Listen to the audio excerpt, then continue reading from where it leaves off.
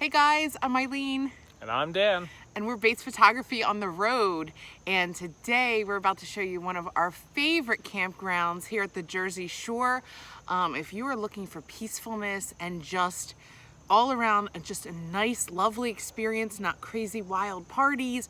And if crazy wild parties are your thing, that's fine. We have one for you for that too. But yeah, we love this campground. What do you think of it, honey? It's pretty awesome. Stay tuned.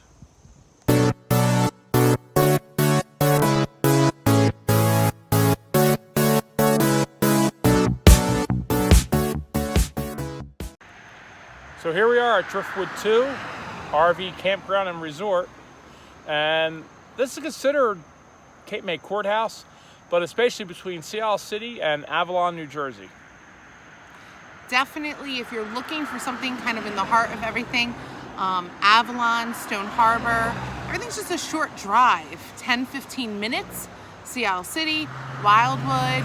Cape May Zoo. Oh yeah, Cape May Zoo. Just really everything. This place is just, I don't know, it's like a sleepy little hidden gem, I feel. And though it seems and sounds very busy right now, this place is located just off of Route 9 on Route 83, whereas all the other campgrounds are on Route 9. Right. And then right across the way there is a little dirt road. That dirt road goes back to Driftwood, the original Driftwood. This is Driftwood 2. That is more the massive, like mega campground. Yeah, mega campground with tennis courts, loud music, and outdoor TVs playing baseball and NASCAR. Multiple big pools. Yeah, that's the Mecca Resort. If you don't mind a bunch of noise that goes very late at night. We're old before our time. We like peace and quiet. So this place is definitely more suited for us. It is. But if you enjoy that communal campground atmosphere where everybody's outside all night long talking and hanging out, across the street at Driftwood might be just for you. But for us, this is more our speed. So one of the things I love about this campground is, like most campgrounds, they have a little pond. It's a little lake. Now, once upon a time here at Driftwood 2, this lake was a swimming pond. They still have, you see that spool over there, they still have like the little lifeguard ropes or the rope to limit how far the kids can go out. They had some sort of little shack here with life preservers. But at this point, it's strictly a fishing pond. Now, there are a good bit of fish in here. You can bring the little ones. They, fish for bluegills, sunnies, whatever you want to call them. There are small bass in here. I have caught a few little bass out of here. But it's just a quiet, serene place. You can walk probably 2/3 around this lake on either side. And it's just a quiet, beautiful setting. Nice calm pond, gives you that beautiful mirror shot there, as you can see right there. And it's just one of my favorite aspects of this park. So we're back here at the campground. I just started one of my campfires that my wife loves so much. And just wanted to kind of give you some thoughts about this area and this campground as we're wrapping up our final night here. It's our last night. Yeah. Tomorrow I'll be packing up and flushing black tanks, but this one's getting all of her beauty sleep. So we really like this campground a lot. It is, now it's Labor Day weekend, it's Saturday night, and you can hear the frogs and crickets. This is our speed. That's not to say anything's wrong if you like like we were talking earlier about across the street, Driftwood 2, or the original Driftwood. This is Driftwood 2. The original Driftwood, where it's loud music and people partying around campfires to 3 in the morning. If that's your speed, knock yourself out. I am old before my time. This is my speed. It's a quiet, great campground. There's lots of like permanent structures here, like double-wide camper, double-wide trailer type seasonal places homes, that are really seasonal. That's mostly seniors. It's a beautiful place. So, location of this place, it's just off Route 9, right between Sea Isle City and Avalon, just on the inland, which makes it pretty amazing. We got to Ocean City in 15 minutes, and that was going the scenic route. That was going up Ocean Drive through Ocean City, hopping over the inlet bridges. That wasn't even taking the parkway. It was probably closer to 20 for that one, but it felt really quick. It's a beautiful, beautiful little drive through Sea Isle to Strathmere. Like you said, you took me on a nice scenic route. Yeah. So we did Ocean City, the main drag, Asbury. We didn't really get up onto the boardwalk. It was kind of heat of the day, and we had a purpose to be there. So we stuck with the main drag. Staten's is an iconic place in Ocean City. It's a massive, like it takes up a whole city block, and it's just all little kiosks of different vendors. Everybody has their own little kind of booth in there. Some have, you know, a 10 by 10 square of store. Others have a glass case at the register. It's really supporting your local artists, you know, and crafters, because it's a giant, it's like a craft fair, but in a store setting. It's very unique. Definitely recommend hitting Staten's if you're down the Jersey Shore in Ocean City. Yeah, the road has a couple of blocks worth of restaurants and boutiques and anything you could really imagine they have right there. Two key finds that we stumbled across. One was, I think it was called Dip and Sip. It was a classic yogurt place. Frozen yogurt where you get your yogurt and you load it with all the toppings and then they weigh it at the end. But this one was unique because... Well, for me, being gluten-free and plant-based, I mean, it's hard to find. You actually have to be careful with some ice creams having gluten in it and everything, but they had, not only did they have vegan plant-based options for the ice cream, they also had the same for the toppings. Yeah. So it was really, really great if you're following any type of, you know, gluten-free lifestyle or vegan lifestyle. There's options now almost everywhere. It's becoming more mainstream. So that was really, actually, I really enjoyed that. That was the highlight. Yeah. Because I usually don't go into an ice cream place and get anything anymore. And then we came across a crystal boutique. Now, we ourselves tend to be more spiritual people, and we actually give lectures and classes, and we get invited into places to give workshops on things of the more spiritual nature, and crystals are one of them. So it was amazing to stumble into. Not only was this a place who sold crystals and incense and cards and things like that, they were a full-fledged wellness center. So working our way back down, we got to Sea Isle just in time for karaoke, because this one here is quite the singer. One of these days these boots are gonna walk all over you. I love to do some karaoke. Just sometimes one song and we're done, right? A lot of times one and out, it gets a little crowded. Again, we're old before our time. But not too old for this one to enjoy a margarita before she leaves. I haven't had a drink, honestly, just not for the fact that, for any reason, I just never like alcohol, maybe the taste or the flavor. Just recently I kind of found that I like margaritas, so I had one of those and did some karaoke. It was a fun evening. Yeah. So, moving down the islands, Avalon. You want to talk about Avalon a little bit? Well, Avalon is just so sweet, and its main street is adorable. Now, mind you, Main Street is one block in from the Ocean Drive that goes through the island on to Stone Harbor, on to the next place. It's actually a block in, which for years and years I never knew that. I always say that Avalon had nothing, there's nothing in Avalon. Until one day I went over a block and there's all the stores and restaurants and mini golf and all that. It's just really like, it just looks very kind of family, and at night they had the lights all lit up. And Nemo's, we found, they're actually also in Stone Harbor, but in Avalon, their pizzeria had amazing gluten-free options. Their gluten-free pizza was amazing. Their penne, really great options there. And I just truly enjoy Avalon.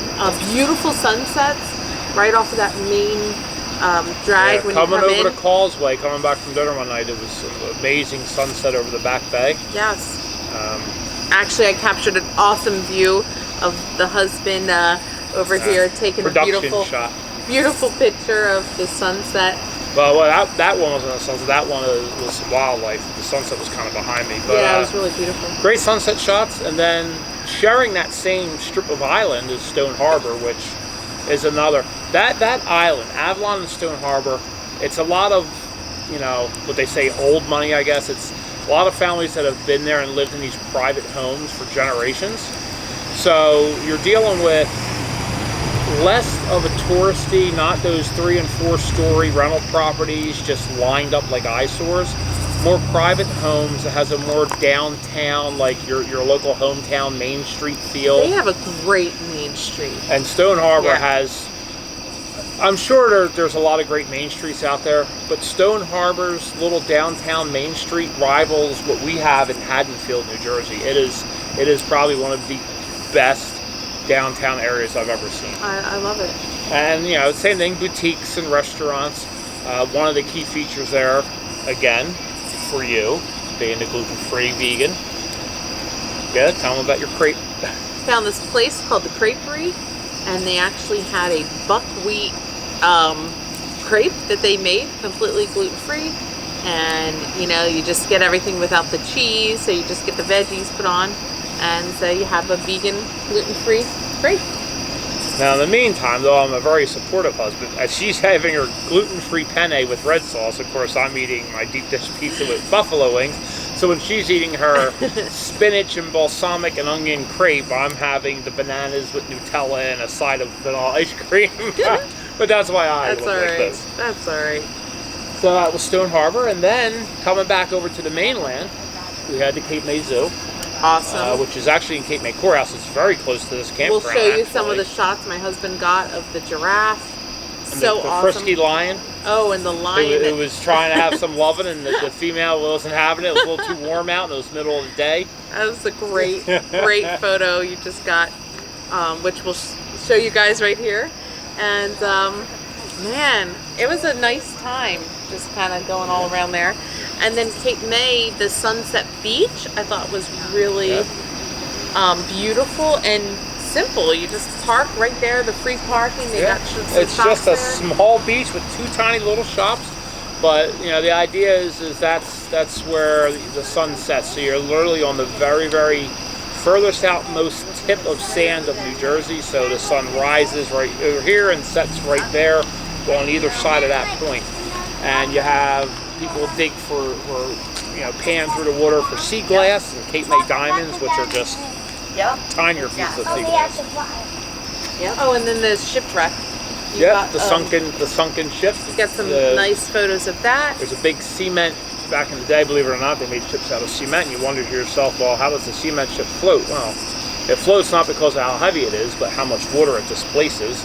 So even though it seems odd that here's this ship with like 12-inch thick walls of cement floated, that's how it was. And this particular one sunk, I believe, on purpose. I don't think it was a shipwreck. I believe they sunk it on purpose there as a reef. But the bow that still sticks out of the water just off the point there, it makes for good pictures. Absolutely. Nice blue skies that day. There is a great little kind of main street, but it's set up like an alleyway. It's a pedestrian road. Oh, yeah, There's no I love cars that. that go through it. I always thought it was George's Alley. Somehow, I don't know if it got renamed from the time I used to go back there way back when. But now I think it's Washington Street.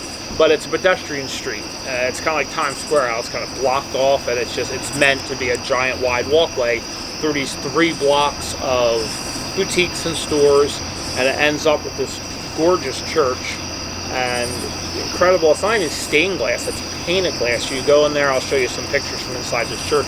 You go in there. The stained glasses, they're just incredible. They're painted glass. It's not stained. Hello.